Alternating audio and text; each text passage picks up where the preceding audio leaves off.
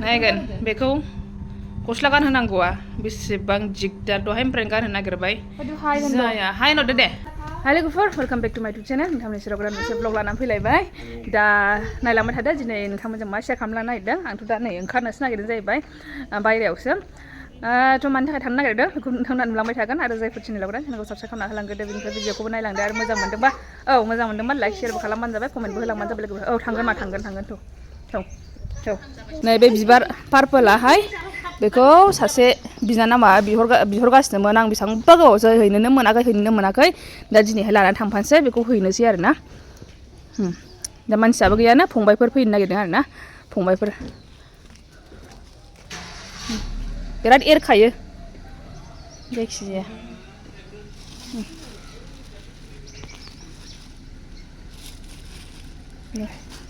फांनै मोनसे आरो नै माबायदि माबायो मा होनो बारायजोबो बिराद मोजां नुयो बियो बारबा दसेल' थायो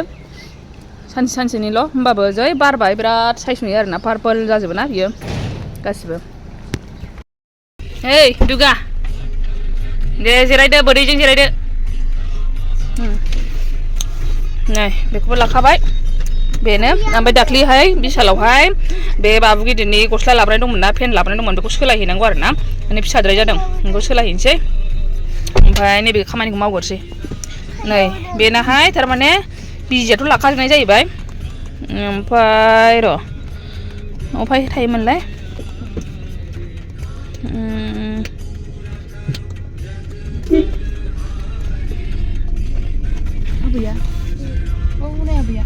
नै बेयावहाय होखाजोबनाय ना नै बिसोरो गासिबो डेट होखाजोबनाय ओमफ्राय नै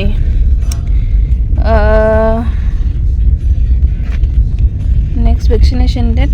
भेक्सिनेसनाथ' दानो नंथ'ला होनबाय 24आव लाखांबाय 2024आवहाय नभेम्बराव लादों आरोना ओमफ्रायहाय नै 2 इयार्सनि भिटामिनबो लोंहोआखै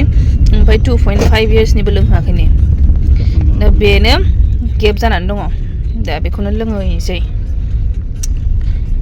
ओरैनो जायगायावबो हायोमोन खिन्थु नै जोंहा बायदिसिना थांखानांगौबो जाहैबाय नालाय बेखायनो थांसै सानबाय आरोना दा नै गामि बारथ'वाखै थांबाय थानोसै मा खालामदों नामा साथाखौलाय मानो खेवनांगौ दाबो ओंखाराखैना जोङो ओंखारबासो दा खेवनांगौ नै अखा हायाखैथ' अखा हाबासो हमो ना औ दुस्थ' नों दुस्थ'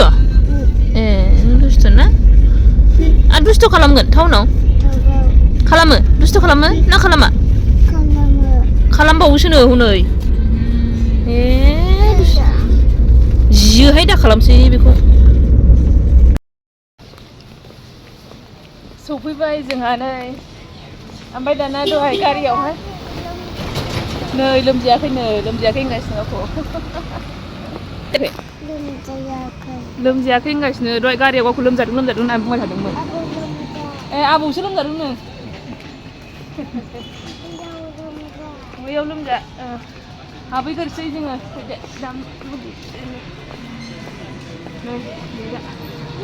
नायनो हाला सान्दुङा हनै मालाय सिङाव थांसै सिङाव नै भिटामिन लोंनो नेगासिनो दा बायदिसिना बेयावहाय फिलाप खालामखांबाय 6 मास मा होनो लेट जाबाय आरोना 2 बोसोरनिखौनो नै दौनाय जायासैना जुनावनोमोन जुलाइ आगष्ट सेप्तेम्बर अक्ट'बर नै 4 मास थांलायबायसो दा लेट जाबाय दा नेगासिनो माबा लोङो दा भिटामिन लोङो नामा औ लोङो भिटामिन लोङो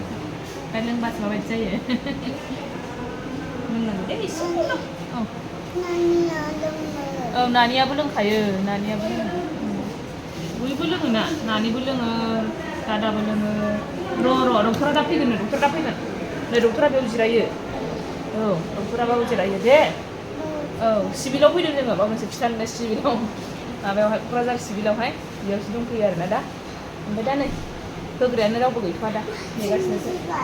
नै दल'खन्थायाहाय फुरा गारियावहाय बिदिनो गेवबाय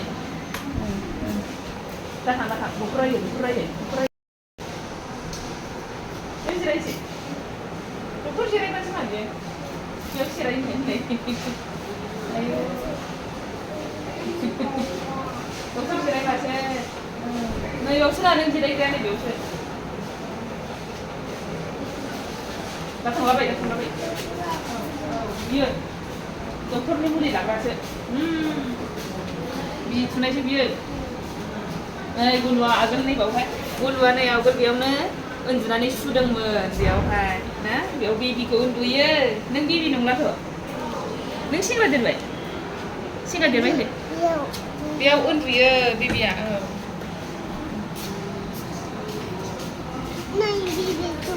बेबिखौ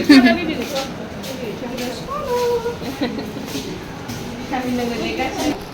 गोथावसोनो मोनथिया बादांना मोनसे मोनखाया 6 मास করে করে बे प्रसेससिम लावजे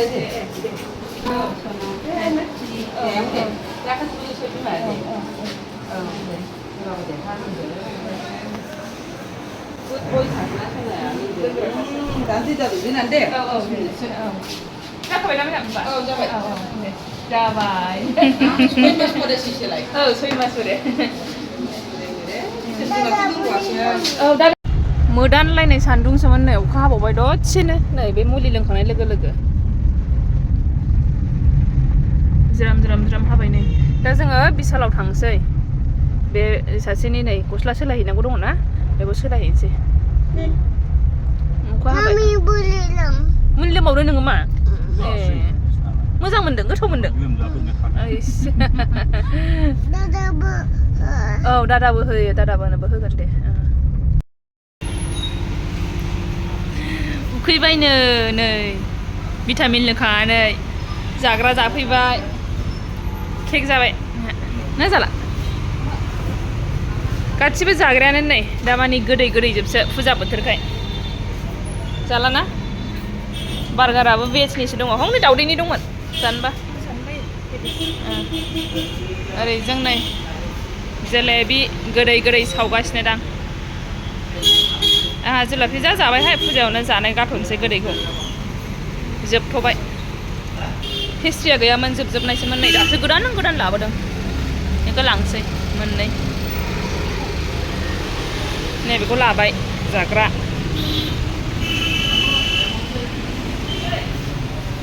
नै दसेनो सान्दुं दुंबायबो दासो जोङो फैबाय थानायावहाय माबादोंमोन मा होनो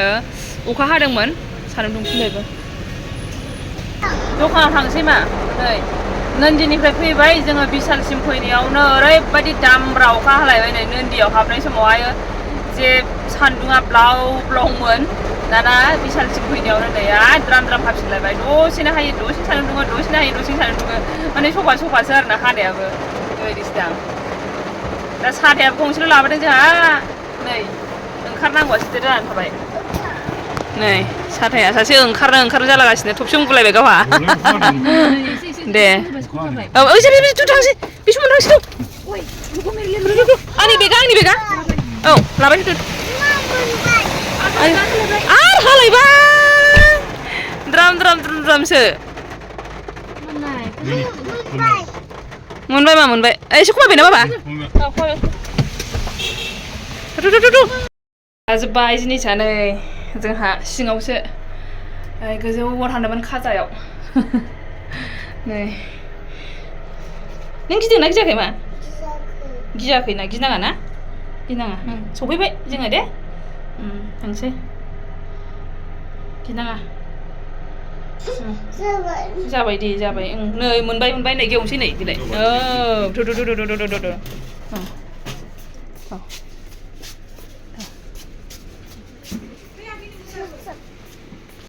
कारेन्ट थांनानै गोलोमफुजोब्बायसो नै आया ओइ दानार मा आयै नै बैयाव होनांगौ फैसा होनांगौ मा फैसा होनांगौ औ नै गोलोमफुजोब्बाय अयथासार दासो फैफिनबाय नै कारेन्टआ बेखौ खारबाय बायनानैनो गोलोमफुजोबो अयथासारनो फेस नै मा लादों बेखौ गोलोमबाय नोंबो औ जिरगोन दुगा गावनि बायदि लाजियाबो दखाननिसोथ' बियो खोनाबाय दखाननिसो गोखैनो आयौ खारला गोलोम फुजोबो बियो बेखौ जानो ना गोमाहैगोन बै माबाजोंसो ओंखारनानै गिनांगौ खालामो गिनानै बेजों ओंखारजानो गियो आङो गावहाबो माखौबा नायगौमोननानै थायो हास्लाबा नङा नायगौमोन गावहा दसे माखौबा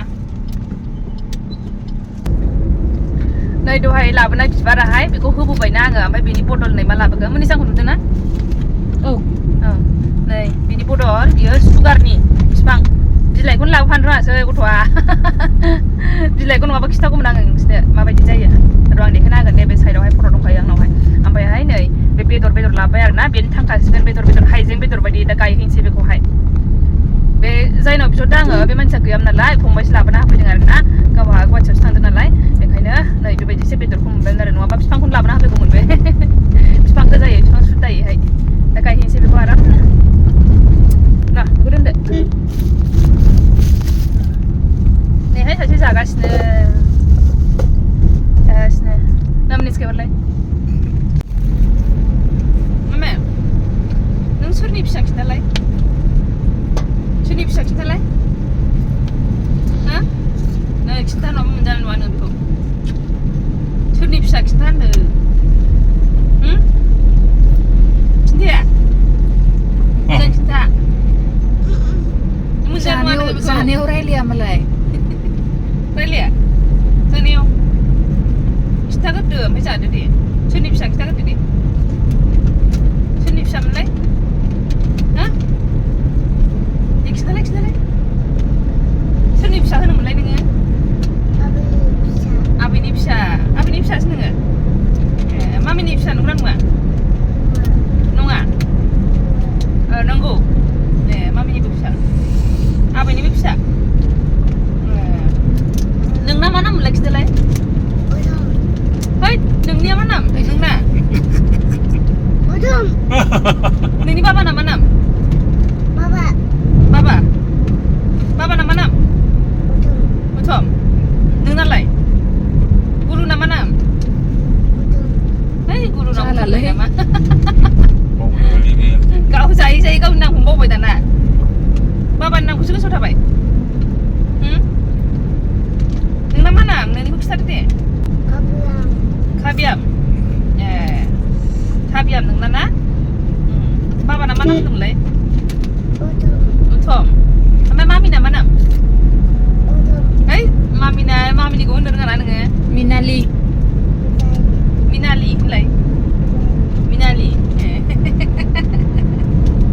दा नों सोरनि फिसा मोजां खिथाफिनदो दे आबैनि फिसा ए आबैया नोंखौ नेगासिनो ना नों आबैजों बुलायो नामा बुलायो आबैनि फिसाया बुलायोसो मानो बुलायनांगौ हामाथ' हायावसो बुलायबावो बुलायनो हामाहाय आखाइजों बुलायो ए बुलायनो हामाथ' औ सायोना जोंहा थांसै होनदो बाय बाय होनदो दे